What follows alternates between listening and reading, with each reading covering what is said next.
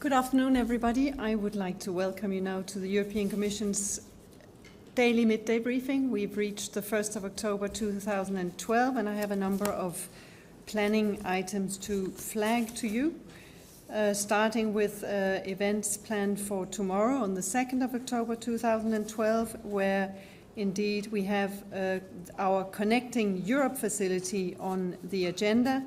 Indeed, top business leaders and representatives from EU institutions and member states will, on Tuesday, the 2nd of October, here in Brussels, debate the Connecting Europe facility, which is a new instrument that we have proposed, that the Commission has proposed under our future multi-annual financial framework for 2014 to 2020 proposals.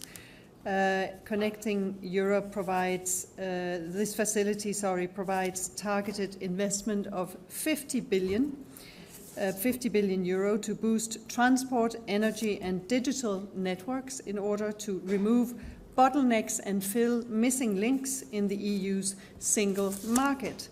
And President Barroso will deliver the opening speech, and we have other top speakers also representing member states and the business sector, including the Prime Minister of Estonia, the Senior Vice President of Deutsche Telekom, and also the Chief Executive Officer of the ARTP Group.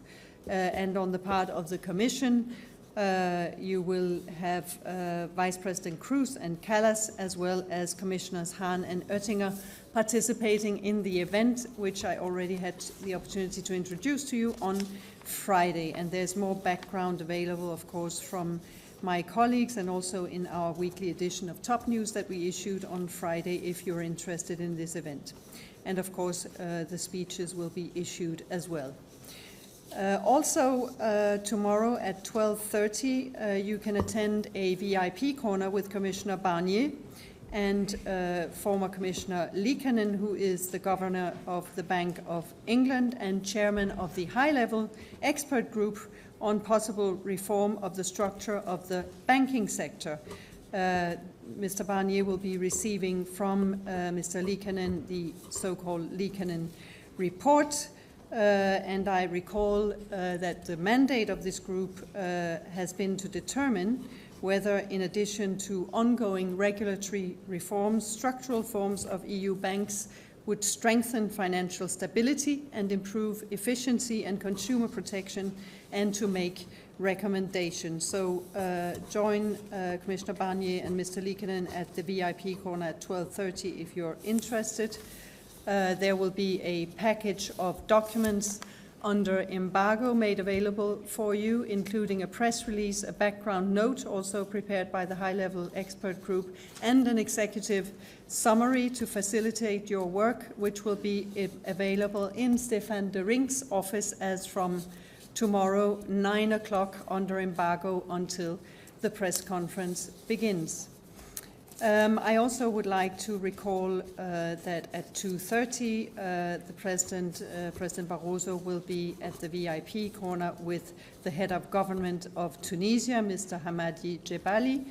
And as already announced, the two will meet to discuss the state of play in Tunisia 20 months after the beginning of the democratic transition process in the country, both at political and economical level. And the meeting will, of course, include and very much focus on the cooperation between the EU and Tunisia and the European support given to this country. And in the margin of this visit, a testimony to that support, two financing agreements will be signed by Commissioner Füle and Minister of Investment and International Cooperation, Mr. Betayev. And as announced, as I said, there will be a VIP corner with the President and the head of government at 2:35.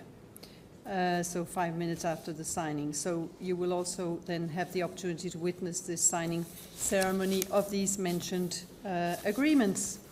And before giving the floor to you, let me conclude on a lighter note. I'm sure that many of you woke up to the delightful news of Team Europe winning the Ryder Cup, and on that occasion, President Barroso, who, as you perhaps remember, opened the last Ryder Cup in Wales, has sent messages of congratulations along with Androula Vassiliou, our commissioner responsible for sport, and we will make available to you, of course, what they have said in an espresso very shortly, congratulating indeed Team Europe for, as the President put it, beating such a talented US team and retaining the Ryder Cup and win it on American soil is a great tribute to superb leadership and the unity of the European team.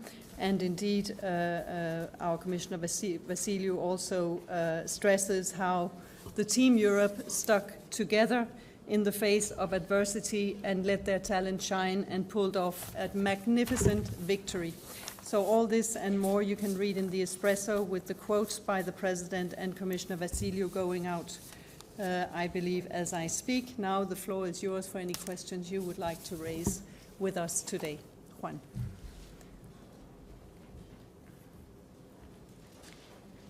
Oui, j'ai une question pour Olivier.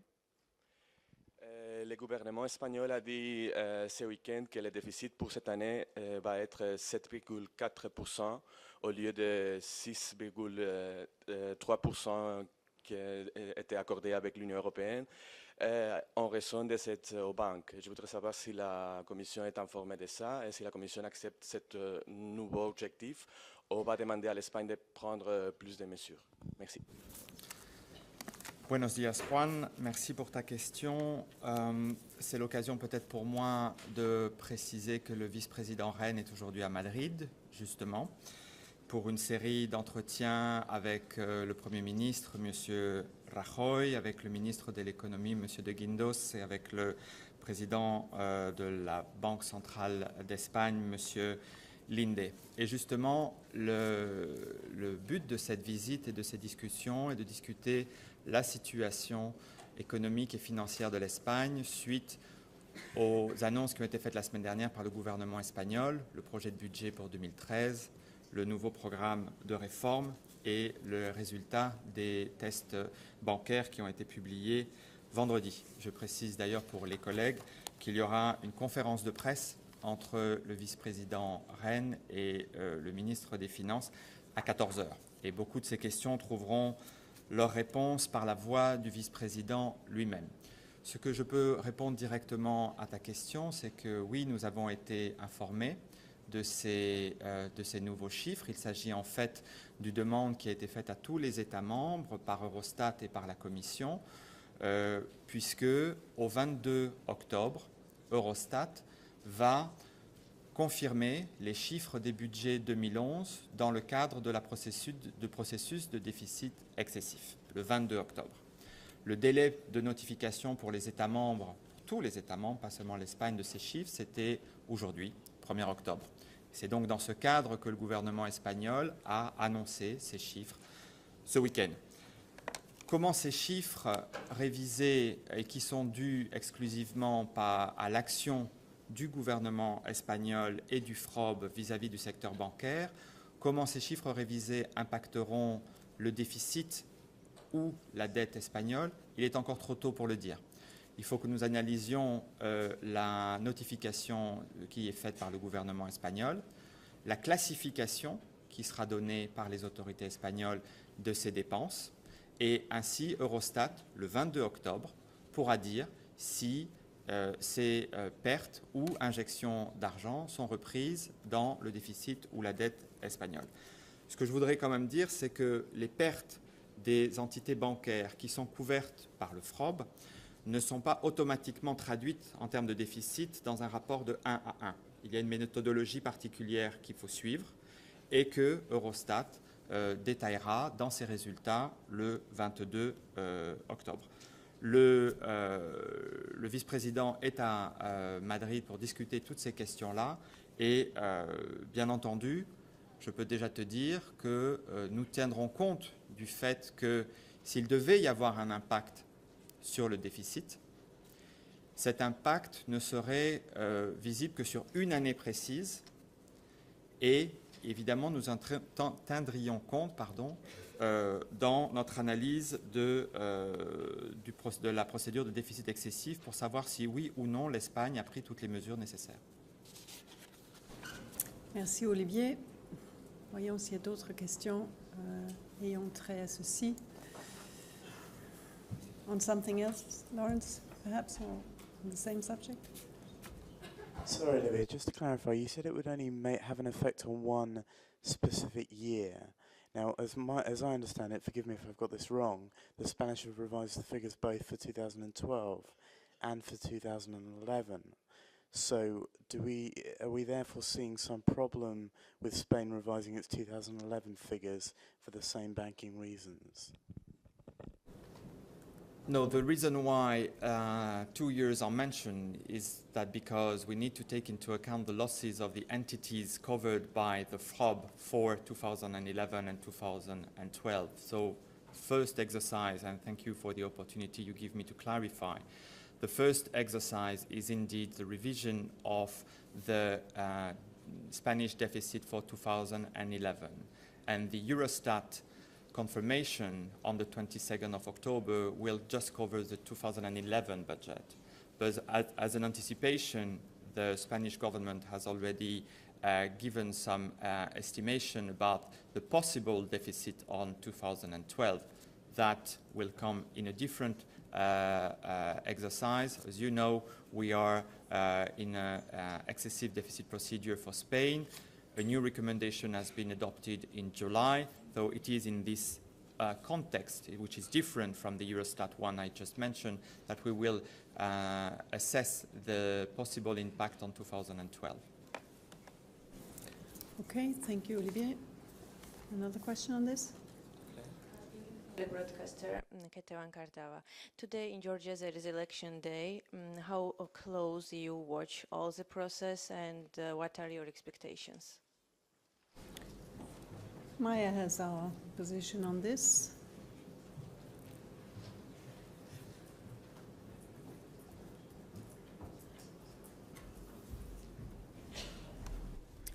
Yes, it's true that there are quite crucial elections taking place in Georgia today. They are being observed by OSCE ODIHR team. We expect their preliminary report tomorrow, after which we will issue our reaction. We have made very clear that the expectations for these elections are extremely high and that they will determine the pace and the intensity of our relations with Georgia. Okay, thank you very much, Maya. Other questions for Maya while she's here? Not the case, apparently. Thank you very much. Any other questions? Go ahead. Hi, Leonie Heitz from German television ARD. In Germany, there have been some press coverage about the results of the nuclear stress tests. Can you say something about that, if it's true, and where these information come from? Thank you.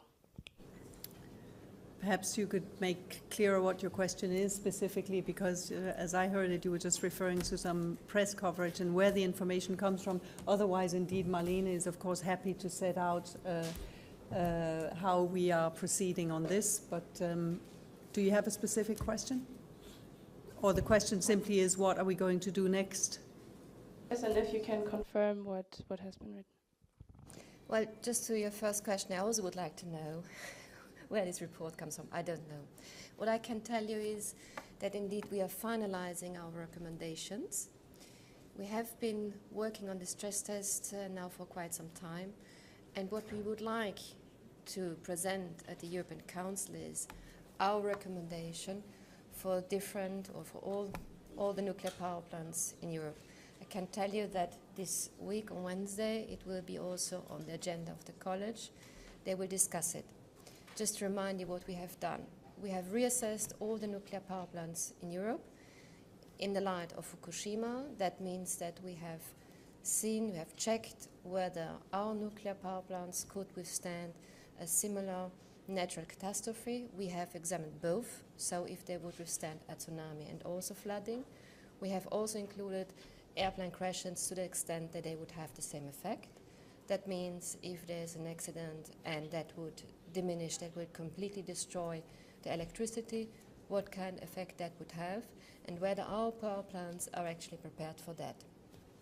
The recommendations we will give is not a petitesse, they are not very details where we cover everything. We looked at the very important safety features that must be in place to make sure that our nuclear power plants are safe. I'll give you an example. We have taken the standards of the International Atomic Energy Agency in case in the ambit of the risk. If you have to assess whether there is an earthquake risk in a certain region, they have standards. And for the very first time in history, we know for all the nuclear power plants in Europe whether these very highest standards are actually used or not used. So in the recommendations we will give, we will check different kinds of criteria and we'll say these criteria and these international standards have not been met in these nuclear power plants, and we will recommend that these will be used in the future. Okay, thank you very much, Marlene. James.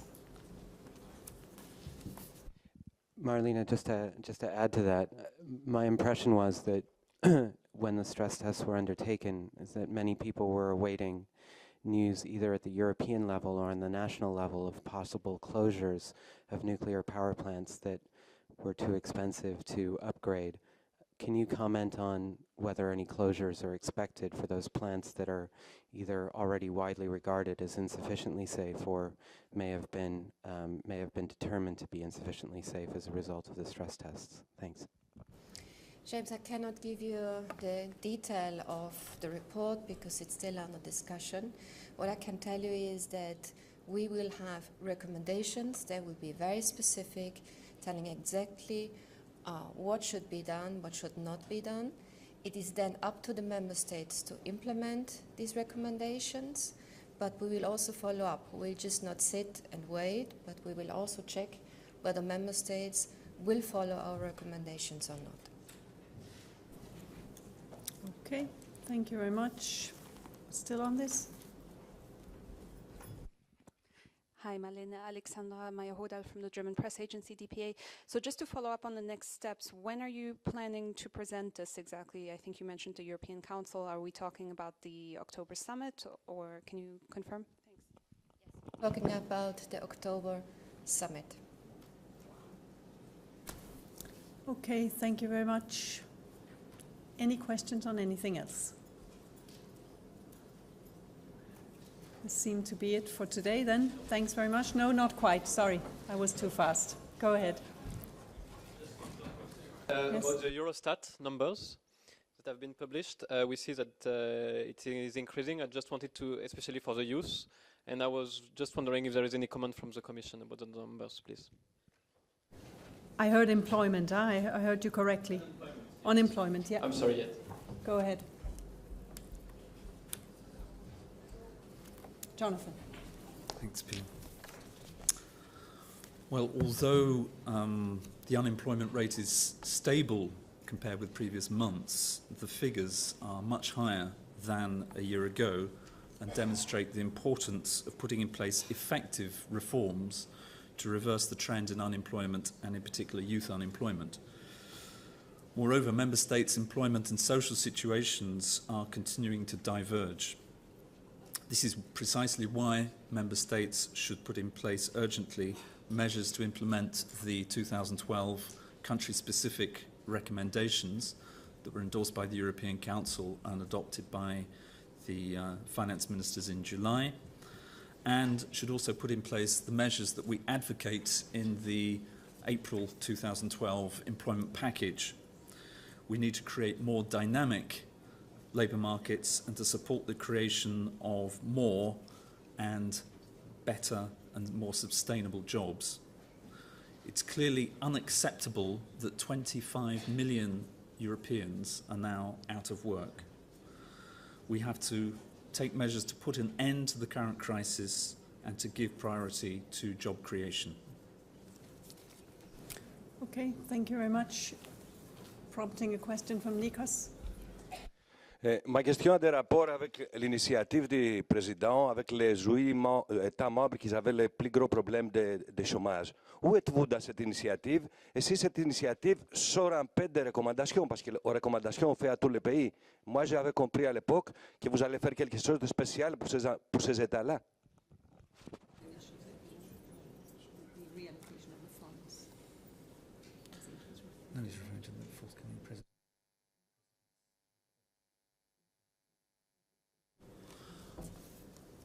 Well, I mean, in terms of specifically targeting youth unemployment, as you may recall, there was an initiative from the Commission to send action teams to 8 member states, Greece, Ireland, Italy, Latvia, Lithuania, Portugal, Slovakia and Spain, earlier this year.